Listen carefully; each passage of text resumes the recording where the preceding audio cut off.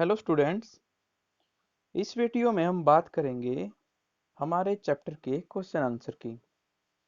जो नेम है हमारे पास, हाउ डू ऑर्गेनिज्म रिप्रोड्यूस, यानी जो हमारे आसपास के जो ऑर्गेनिजम्स हैं, लिविंग ऑर्गेनिज्म, वो न्यू जनरेशन को किस तरह से रिप्रोड्यूस करती हैं। इस चैप्टर में हमने इसके बारे में पढ़ा था डिटेल में।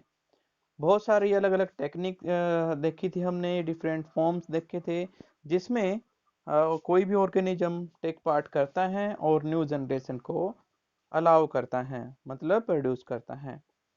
तो इसके क्वेश्चन आंसर करते हैं। ये आपके एनसीईआरटी बुक के क्वेश्चन आंसर हैं और इनको सोल्ड यहाँ पर दिया गया है। क्वेश्चन नंबर 1 आपके सामने है, what is the importance of DNA कॉपिंग in reproduction.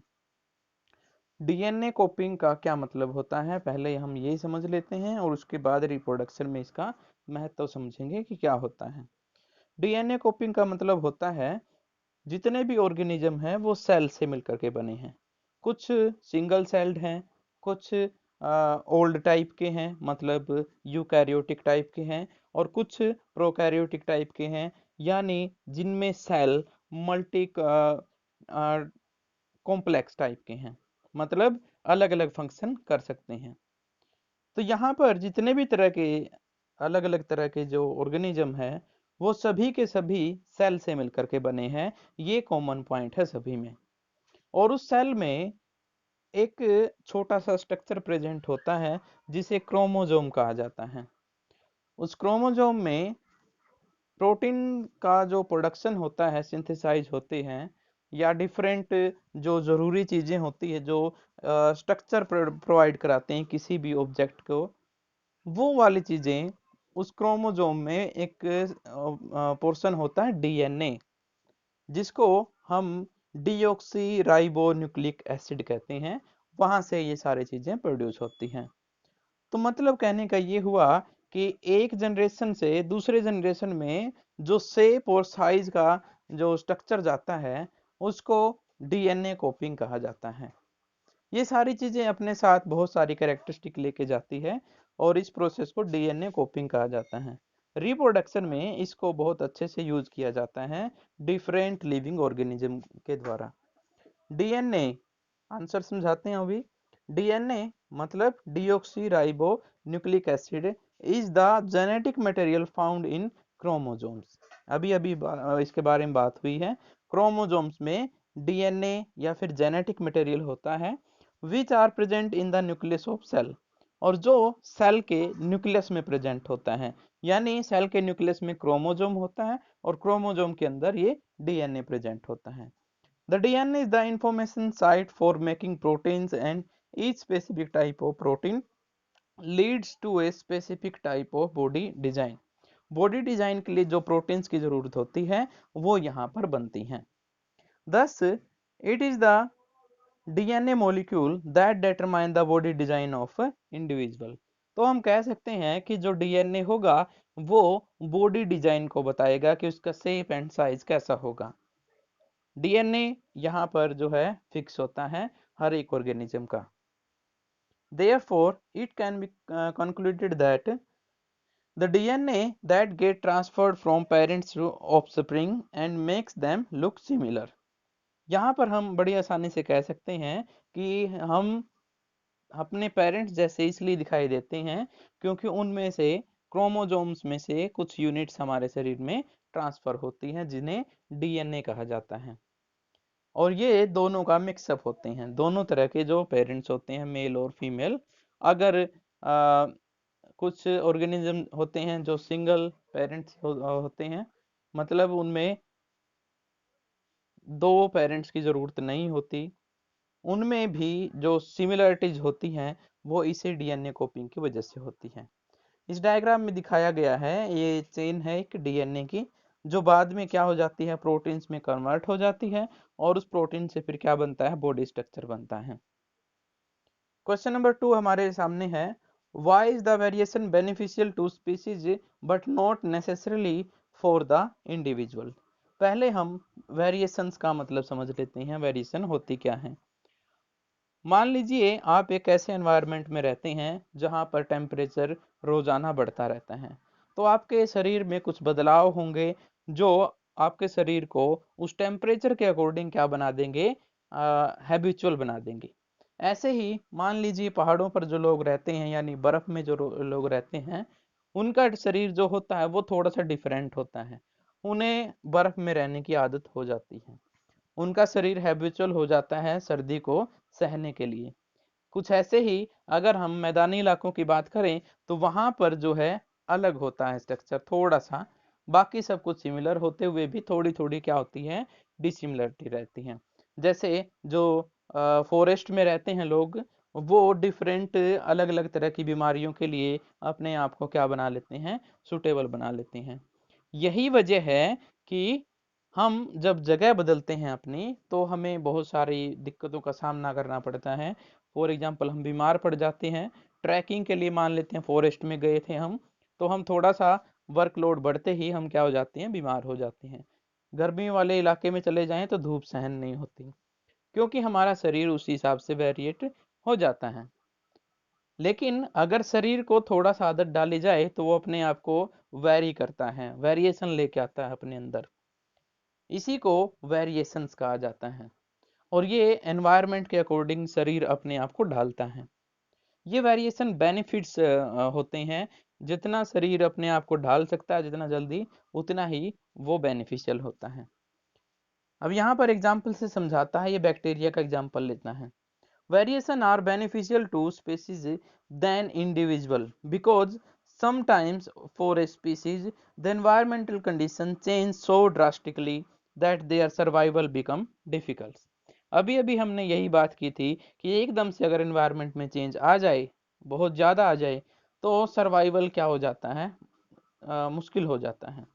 For example, if the temperature of water increases suddenly, जैसे एकदम से अगर पानी का टेम्परेचर बढ़ा दिया जाए, then most of the bacteria living in that water would die, तो उसमें मौजूद बहुत सारे बैक्टीरिया मर जाएंगे, क्योंकि वो उस टेम्परेचर के आदी नहीं है। ओनली फ्यू वेरिएंट्स, वेरिएंट्स का मतलब जिन्होंने अपने आप को ढाल रखा है इस तरह के एनवायरनमेंट के लिए, वही बचे रह जाएंगे। However if these variants were not there, मान लेते हैं कि ये वेरिएंट्स उस टाइम पे वहाँ नहीं थे, तो क्या होता रिजल्ट में, सभी बैक्टीरिया मारे जाते और उस जगह की वो स्पीसीज क्या हो जाती, खत्म हो जाती। तो इस तरह से हम कह सकते हैं कि स्पीसीज के सर्वाइवल के लिए उनका वेरिएंट्स होना जरूरी है, यानी एनवायरनमेंट के अकॉर्डिंग उनके शरीर का ढलना जरूरी है। तो ये बहुत ज़रूरी है, लेकिन ये कोई नेसेसरी कंडीशन नहीं है कि बार बार अपने आप को क्या किया जाए, वैरी किया जाए। कुछ मल्टी ऑर्गेनिज्म ऐसे हैं जो अपने आप को एनवायरनमेंट के अकॉर्डिंग ढालते नहीं हैं, बल्कि क्या करते हैं, अपने स्ट्रेंथ को इतना बढ़ा देते हैं कि उन्हें फ़र्क ही नहीं पड़ता कि डेथ जितनी भी हो रही है होने दो।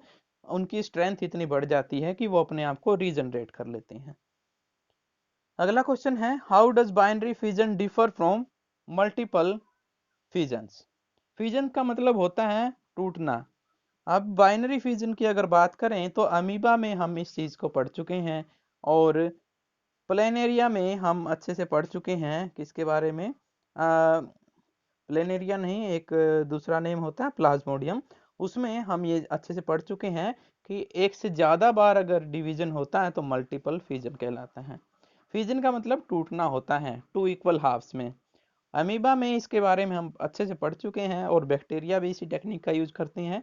ये सबसे पहले अपने न्यूक्लियस को ब्रेक डाउन करते हैं, याद रखेंगे, अपने न्यूक्लियस को ब्रेक डाउन करते हैं ये, और इनका पूरा शरीर इस तरह से टूटने लगता है कि दोनों की दोनों न्यूक्लियस दो पार्ट बन जाते हैं, और बॉडी सेल भी उसी तरह से दो पार्ट्स में डिवाइड हो जाती हैं।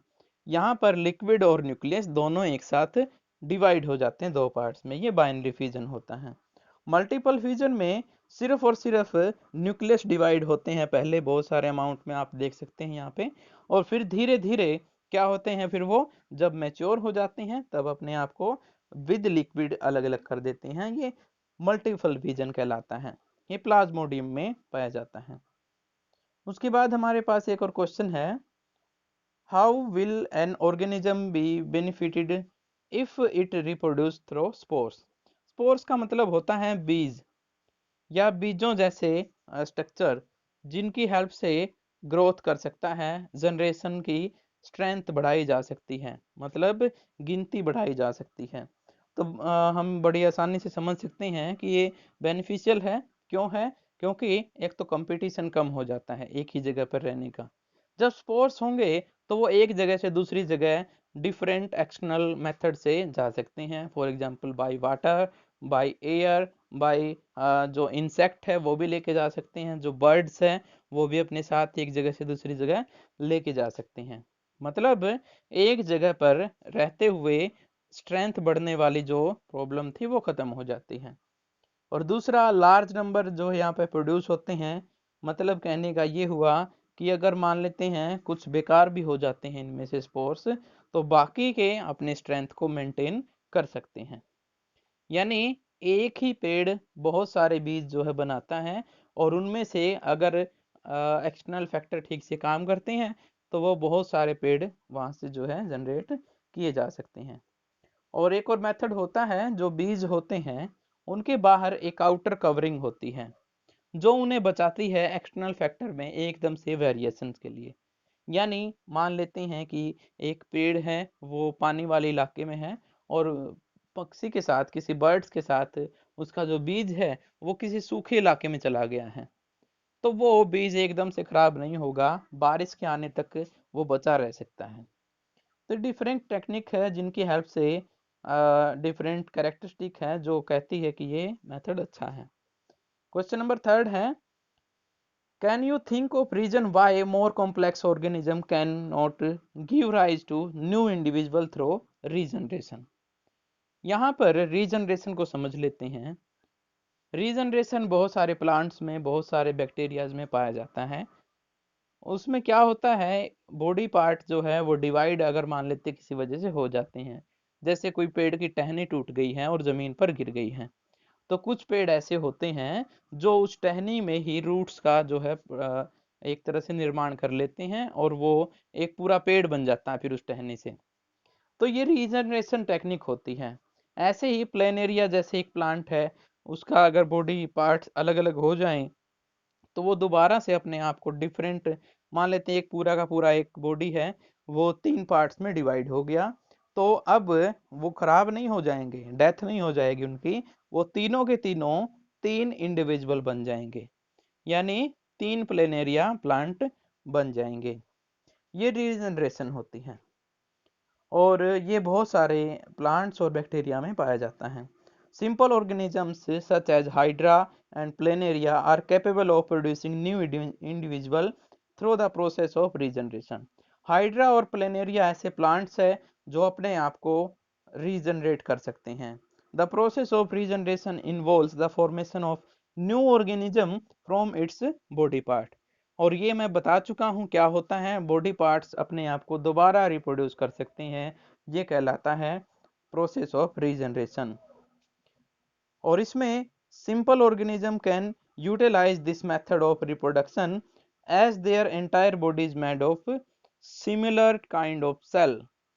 ऐसा वो क्यों कर पाते हैं ये समझने की बात है, क्योंकि उनका जो बॉडी है, स्ट्रक्चर है, वो एक ही तरह के सेल से बना हुआ है। यानी जितनी भी सेल है सभी का एक ही काम होता है, ग्रोथ करना। और जो डिफरेंट मैकेनिज्म है वो शेयरिंग से होते हैं उनके, एक सेल से दूसरी सेल, दूसरी से तीसरी सेल, इस तरह से। लेकिन जो मल्टी ऑर्गेनिजम्स होते हैं वो ये टेक्निक क्यों नहीं यूज कर पाते, इसका आंसर इनके नेम में ही है, यानी ये मल्टी सेलुलर है। मल्टी सेलुलर होंगे तो मल्टी ऑर्गेनिज्म बनेंगे, मतलब मल्टी ऑर्गन बनेंगे।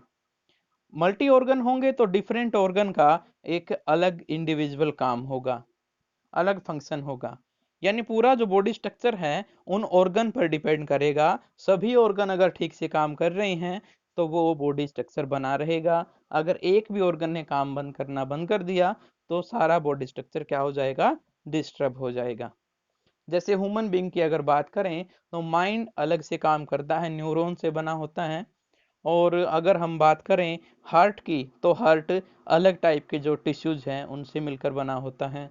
ऐसे ही मसल्स की अगर बात की जाए तो वो अलग टाइप के स्ट्रक्चर होते हैं।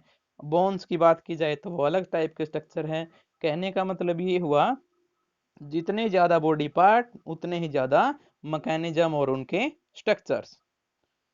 यही वजह है कि कॉम्प्लेक्स ऑर्गेनिज्म अगर टूट जाएं कहीं से या कट जाएं तो उनकी वर्किंग वहीं पर स्टॉप हो जाती है, क्योंकि वो अपने आप को नहीं बना पाएंगे, क्योंकि ये उन सेल्स का काम ही नहीं होता अपने आप को जो है स्ट्रेंथ बढ़ाना। उनका काम रिलेटेड होता है एक दूसरे से। अब बाकी फंक्शन काम करते रहेंगे अपना, लेकिन वो ऑर्गन क्या कर चुका है, अपने आप को खत्म कर चुका है। तो ये सारी चीजें थी, और ये इन्हीं की वजह से रीजनरेशन नहीं हो सकती। किन में? मल्टी सेलुलर ऑर्गेनिजम्स में। क्वेश्चन नंबर 4 है, which of the following is a plant hormone. तो ये मल्टीपल चॉइस क्वेश्चन है, और हमें पता है बाकी सभी यहाँ पर प्लांट्स में नहीं होते। साइटोकाइनिन यहाँ पर प्लांट्स में पाया जाता है, जो छाल होते हैं पेड़ों के उनमें ये पाया जाता है। और उसके बाद क्वेश्चन नंबर 5 हमारे पास है, why is DNA कॉपिंग an essential part of process of reproduction. ये बात हम कर चुके हैं, सबसे पहला क्वेश्चन यही था, इसको रिपीट करने की जरूरत नहीं है। आप इस वीडियो को रिपोज करके पहला क्वेश्चन देख सकते हैं कैसे हुआ था, वही सेम एक्सप्लेनेशन यहाँ पर होगी। ओके, मुझे उम्मीद है आपको ये क्वेश्चन समझ में आए होंगे, और इसी सीरीज को आगे बढ़ाते हुए नेक्स्ट जो क्वेश्चन होंगे वो नेक्स्ट वीडियो में आपको समझाए जाएंगे। Okay, all the best.